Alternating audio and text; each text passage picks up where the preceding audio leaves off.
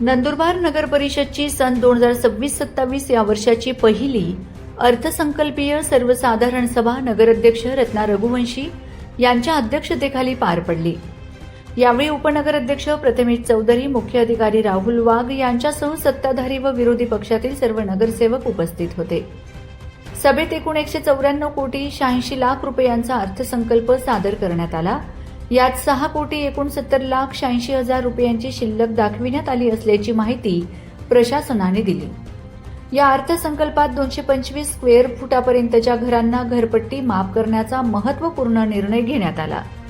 तसेच 2010 पासून पाणीपट्टीत कोणतीही वाढ करण्यात आली नसल्याने या वर्षापासून दरवर्षी 250 रुपयांची वाढ करण्याचा निर्णय सभेत मंजूर करण्यात आला। नगराध्यक्षा रत्ना रघुवंशी यांनी सांगितले की हा अर्थसंकल्प शहराच्या सर्वांगीण विकासासाठी महत्त्वपूर्ण ठरणार असून आरोग्य सेवा, रस्ते, पाणीपुरवठा, स्वच्छता आणि विविध विकास कामांना प्राधान्य देण्यात येणार आहे। दरम्यान विरोधी नगरसेवकांनी अर्थसंकल्पातील काही तरतुदींना विरोध दर्शविला। 225 स्क्वेअर फुटापर्यंत घरपट्टी माफ करण्याच्या निर्णयाला त्यांनी स्वतः तत्वतः समर्थन दिले। मात्र शहरात अशा घरांची नेमकी संख्या किती आहे याची माहिती प्रशासनाने स्पष्ट करावी अशी मागणी त्यांनी केली। तसेच 500 स्क्वेअर फुटापर्यंत घरपट्टी माफ करण्याचा प्रस्ताव त्यांनी मांडला। पाणीपट्टी वाढीच्या निर्णयालाही विरोध दर्शवित बेकायदेशीर किंवा नोंदणीकृत नसलेल्या पाणी जोडण्यांची तपासणी करून त्यांच्याकडून थकबाकी वसूल करावी, त्यानंतरच दरवाढीचा विचार करावा असे मत त्यांनी व्यक्त केले। सभेत या मुद्द्यांवर सविस्तर चर्चा झाली असून अखेरीस बहुमताने अर्थसंकल्प मंजूर करण्यात आला। 125 स्क्वेअर फूटच्या घरांना करमाफी संदर्भात माननीय नगराध्यक्ष यांनी आपल्या बजेटमध्ये विषय मांडला, तर आमच्या त्याला पाठिंबाच आहे। 225च्या जागेवर 500 स्क्वेअर फूटच्या घरांना करमाफी करावी। मी या संदर्भात नगराध्यक्ष मॅडम व मुख्य अधिकाऱ्यांना विचारलं की 200 स्क्वेअर फूटचे घरं किती आहेत, किती लोकांना याचा लाभ होईल। त्यांच्याकडे आकडेवारी सुद्धा नव्हती। एवढी शोकांतिका आहे। मी 25 दिवसापासून त्यांना पत्र दिलेलं आहे की 225 square foot, 300 square foot, 400 square foot, 500 square foot घरं किती आहेत नंदुरबार, अद्याप पावतो आकडेवारी दिलेत नाही। हे फक्त 225 स्क्वेअर फूटच्या गाजावाजा करल्या, कोणालाही याचा लाभ मिळणार नाही। 225 स्क्वेअर फूटचे घरं खूप कमी लोकांची आहेत, त्याचा लाभ मिळणार नाही। तर आम्ही तर हा मुद्दा धरूनच हे 500 स्क्वेअर फूटच्या घरांना करमाफी करावी अशी आता सुद्धा आम्ही मागणी केली, सूचना केली आणि ते करण्यासाठी आम्ही सत्ताधाऱ्यांना भाग पाडू। आज नगरपालिकेचं जनरल बोर्डामध्ये आज 26-27 अंदाजपत्रक सादर केलं। त्याच्यात 194 कोटी 86 लाख 86 हजार 686 इतकं ते बजेट आहे। आणि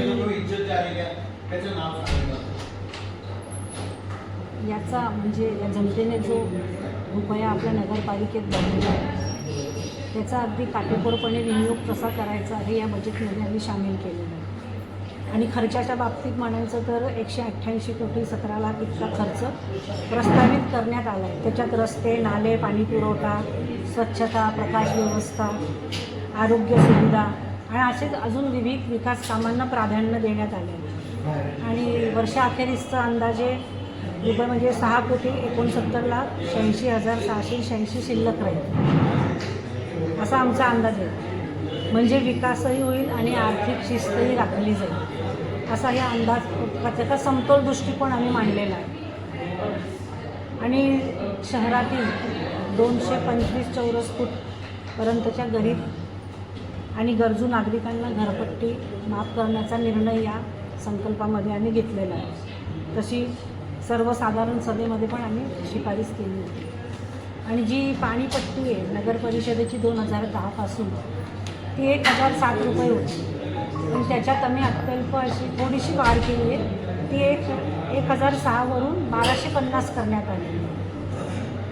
म्हणजे इतर नाशिक विभागात नंदुरबारची घरपट्टी ही सर्वात कमी आहे, कारण की ही वाढ विकासासाठी आणि सेवा टिकवण्यासाठी आवश्यक आहे। हे म्हणजे नंदुरबारच्या जनतेने पण समजून घ्यावं ही माझी विनंती।